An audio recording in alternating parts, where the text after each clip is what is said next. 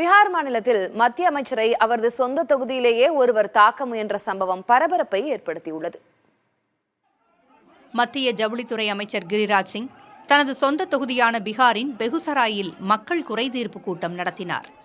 அப்போது அங்கு வந்த நபர் ஒருவர் கிரிராஜ் சிங்கின் கையில் இருந்த மைக்கை பிடுங்கியதோடு அவரை தாக்க முற்பட்டார். உடனே அருகே இருந்த பாஜக தொண்டர்களும் பாதுகாவலர்களும் அந்த நபரை தடுத்து நிறுத்தினர். தொடர்ந்து பாஜக தொண்டர்கள் அந்த நபரை சரமாரியாக தாக்கி காவல்துறையிடம் ஒப்படைத்தனர்.